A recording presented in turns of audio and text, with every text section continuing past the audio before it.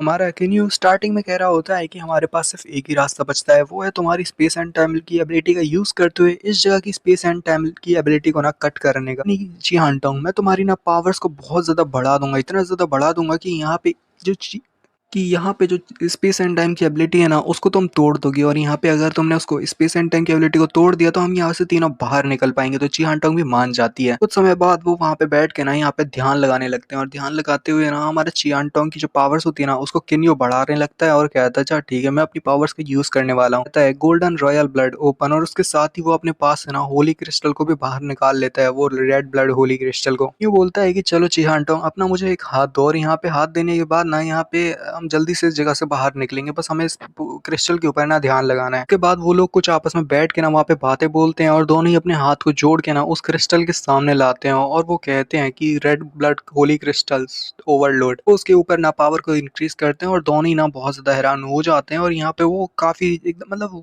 मान लो कि बहुत ज्यादा पावर्स उनने ना एक साथ लगाई, तो उन्हें एक तरह से झटका लगता है छोटा सा। इसके साथ ही ना उनका जो क्रिस्टल होता है ना वो एक्टिवेट हो जाता है, बट उसमें दिखाते हैं कि छोटे मोटे ना क्रैक बढ़ जाते हैं, और वो क्रैक हो जाता है, बट यहाँ पे उनका जो काम होता है ना वो बन जाता है। दूसरी तरफ अंदर की जगह को दिखाते हैं जहाँ पे बहुत सारे लोग आपस में फाइट कर रहे रहते हैं। भाई अलग ही तांडव हो गया है भाई, यहाँ पे तो मतलब अलग ही फाइट चल रही है। वैसे जो हीरो वाला लड़का होता है ना वो कह रहा होता है कि ये क्या हो रहा है, ये जगह थोड़ी बहुत हिल रही है, अनस्टेबल हो रही है, इसका मतलब क्या है, क्या स्पेस एंड टाइम की एबिलिटी के साथ कुछ गड़बड़ है? जबकि वो दूसरा वाला कहता है नहीं, कि यहाँ की जो स्पेस एंड टाइम की एबिलिटी है ना वो काफी ज्यादा कमजोर हो चुकी है, ऐसा लग रहा है जैसे यहाँ पे कुछ ना कुछ तो गड़बड़ है। पर वो एलियन गर्ल जो है ना वो जो कि स्पेस एंड टाइम की एबिलिटी में फंस गई थी, जिसके पास स्पेस एंड टाइम की एबिलिटी है, वो लड़की कुछ ना कुछ गड़बड़ कर रही है, और यहाँ की जो एनर्जी है ना उसको काफी ज्यादा कम कर रही है। जबकि हमारी जो यूनिंग होती है वो भी समझ जाती है और कहती है कि ये तो बिल्कुल वैसे ही है, अभी किन्यू और उसी लड़की को भेज दिया था उस वाली एक डेजर्टेड एरिया में। मैंने किन्यू को जान पूछ के तो नहीं, पर उस लड़की को भेज दिया था। यहाँ पे ये कैसे हो सकता है कि स्पेस एंड टाइम की एबिलिटी जो यहाँ की है वो काफी ज्यादा कमजोर पड़ रही है? क्या वो किन्यू और उस लड़की की वजह से? अचानक से दिखाते हैं क्योंकि यहाँ पे स्पेस एंड टाइम की एबिलिटी काफी ज्यादा अनस्टेबल हो जाती है, तो यहाँ पे एक पोर्टल मान लो ओपन हो जाता है, और उस जगह का दरवाजा खुलने के बाद यहाँ पे एक बंदा चिल्लाते हुए कहता है फाइनली फाइनली मैं फ्री हो गया। चाहता हूँ कि यहाँ पे सभी लोग ना गैस करो, क्या आप कमेंट करके बता सकते हो कि यहाँ से कौन बाहर निकलने वाला है? चलो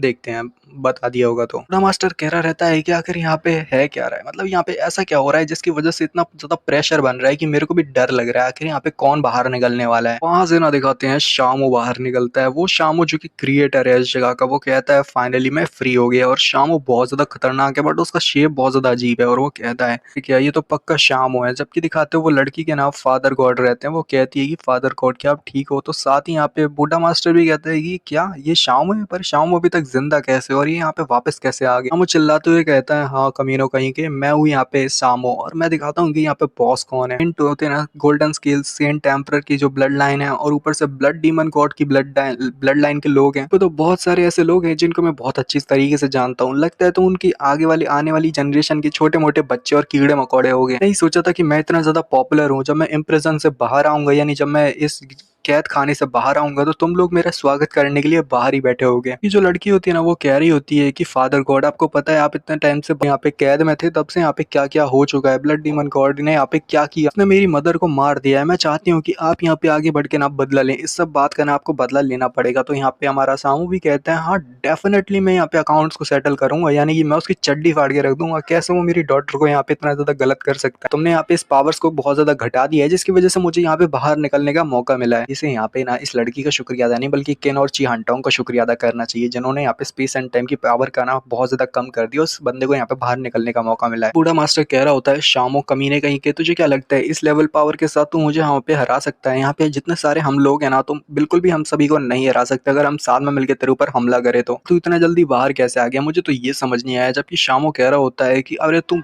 बच्चे कीड़े मकोड़े, तुम्हें यहाँ पे परमिशन किसने दे दी बोलने की? यहाँ पे सेकंड एरा का एंड हुआ था ना, तभी मैंने उस एरा क्राउन को पा लिया था, और मान सकते हो कि यहाँ पे मेरी पावर्स कितनी बढ़ गई थी, और तुम समझ नहीं सकते, कभी भी अपनी जिंदगी में जान नहीं पाओगी, क्योंकि मैं एरा क्राउन को एक बार पा चुका हूँ। यानी पिछले एरा में मेरे पास ना एरा क्राउन था, और अभी के टाइम पे ना मेरे पास इतनी पावर है कि तुम जैसे चींटी मकोड़ों को ना संभालने के लिए मेरा तो एक हाथ ही काफी है। तो एक और बात पता चलती है कि शाओ ना जिस जगह पे फंसा हुआ था ना वो खुद की उसकी टाइम एंड स्पेस की एबिलिटी, मतलब भाई क्या उल्लू बंदा है ये, मतलब शाओ भी अपनी टाइम एंड स्पेस की एबिलिटी में ना फंस गया था। गोल्डन स्केल सेंट एम्परर कह रहा होता है कि तुम बस एक सब सेंट हो, और तुम तुमने बस एक बार एराक्राउन को पा लिया, इसका मतलब ये नहीं कि तुम इतने ज़्यादा पावरफुल बन जाओगे कि यहाँ पे तुम हमारे जैसे लोगों को हरा दोगे। तुम अभी भी इतनी क्वालिफाइड नहीं हो कि तुम हमें हरा दो। एराक्राउन के जो बंदा होता है ना, यानी पिछला जो एराक्राउन जिसके पास था, यानी शामू को बहुत ज़्यादा गुस्सा आ जाती है और भाई एक ही बारी में ले भाई उसे मारता है एकदम ज़ोरदार और कहता है कि तेरे को पता है सन ऑफ अ बिच, अगर तू यहाँ पे अपनी बात पे ना थोड़ा गौर नहीं करेगा कि तू आखिर किससे बात कर रहा है, तो तू बहुत जल्द मारा जाएगा। क्योंकि अगर तेरा यहाँ पे फादर भी आ जाए ना, तो भी वो कुछ नहीं बिगाड़ सकता। वो मेरे सामने ना ऐसी बकवास नहीं करेगा जैसे तू अभी कर रहा है। यानी तेरे फादर भी मेरे सामने ना रिस्पेक्ट दे के बात करता है, पर तेरे को तो थोड़ी भी शर्म नहीं है। सभी लोग शायद भूल गए हो कि मैं आखिर कौन हूँ। मेरा नाम शामू है। मैं तुम्हें दिखाता हूँ एक क्रिएटर जिसने इस सब चीजों को बनाया वो कितना पावरफुल होता है। अब धीरे धीरे करके ना लोगों को समझ आने लगती है कि वाकई में शामू को ना हल्के में नहीं लेना चाहिए था। वो चिया जो बुड्ढा मास्टर होता है ना दूसरा वाला, वो कह रहा होता है कि चलो ची सॉन्ग और अतेजगा ना जल्दी हो सके ना यहाँ पे रिट्रीट करो, क्योंकि हमारे पास और कोई रास्ता नहीं है। अगर यहाँ पे जल्दी नहीं पीछे हटे ना तो मारे जाएंगे सबके सब। तो यहाँ पे दूसरा वाला भी कहता है,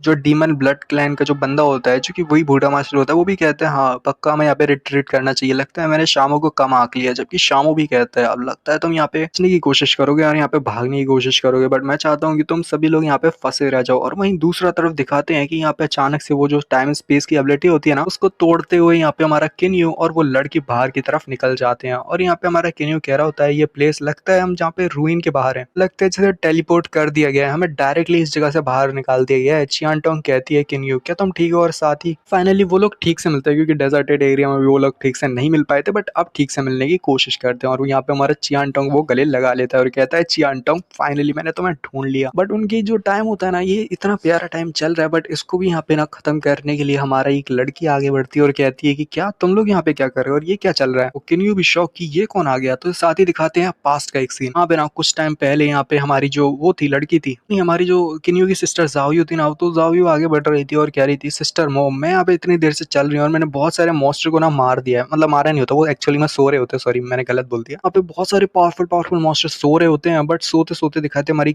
जो जावियो होती है ना, वो मौका देख के वहाँ पे आगे की तरफ बढ़ रही होती है और कह रही होती है सिस्टर मोम तुम्हारी बॉडी कहाँ पे है, मुझे तुम्हारी बॉडी ढूंढनी है। और उसे फाइनली उसकी बॉडी भी मिल जाती है। वो है ना जब ये यहाँ पे ना जो इसकी सोल है वो इसकी बॉडी में चली जाएगी, तो जो मो काइजर है ना वो यहाँ पे जिंदा हो जाएगी और उसे उसकी पावर्स और बॉडी दोनों मिल जाएगी। वो उसकी बॉडी के करीब आती है, तो वो यहाँ पे मो काइजर से कह रही होती है कि सिस्टर मो जरा देखो तुम बाहर आ जाओ और अपनी बॉडी में वापस चली जाओ, क्योंकि तुम्हारी आंखों के सामने तुम्हारी बॉडी है, तो तुम्हें बॉडी वापस। तो वो उसे बॉडी वापस देने के लिए ना वो उसके करीब आई होती है जिससे वो उसकी बॉडी उसको वापस दे सके। बट यहाँ पे मो काइजर कह रही होती है कि चलो जल्दी से ना उस थंडर ब्लेड का इस्तेमाल करो और मेरी जो डेड बॉडी है ना उसके अंदर उस ब्लेड को स्टैब कर दो, यानी मुझे मारो। ये भी शौक की आखिर वो ऐसा क्यों करे। तो बंदी कह रही रहती है कि यही एक रास्ता है जिससे मेरी जो सोल है ना मेरी इस डेड बॉडी के, या बोल सकते हो मेरी इस बॉडी के अंदर आ जाएगी। तो सोल को ना इस बॉडी के अंदर फ्यूज करने के लिए तुम्हें उस तलवार को मेरे अंदर स्टैब करना पड़ेगा। चिंता मत करो यहाँ पे सब कुछ ठीक है। तो हमारी जो लड़की होती है ना वो घबराती हुई कहती है सिस्टर मो मुझे माफ कर देना ये सब करने के लिए, बट लगता है जैसे और कोई चारा नहीं है। और साथ ही वो अपनी जो तलवार होती है ना उसके अंदर स्टैब कर देती है, तो उसके अंदर की तलवार के अंदर की जो मो काइजर की सोल है ना वो उसकी बॉडी में आ सके। हमारी जावियो को नोटिस होता है कि यहाँ पे कुछ तो गड़बड़ है और उसके हाथ के ऊपर ना एक ब्लैक फ्लेम दिखाते हैं, मतलब ब्लैक फ्लेम तो नहीं बट ऐसी कोई पावर दिखाते हैं जो उसकी बॉडी पे आ रही होती है। जावियो भी हैरान की सिस्टर मो आखिर यहाँ पे क्या हो रहा है, आखिर तुम ये क्या कर रहे हो। तो मो काइजर कहती है मुझे माफ करना जावियो, पर मैंने जितना भी तुमसे कहा वो झूठ कहा था। यहाँ पे जावियो भी हैरान कि आखिर मो क्या करने वाली है। और यहाँ पे एपिसोड का एंड होता है। देखते हैं भाई यहाँ पे मो काइजर ने तो गद्दारी कर दी।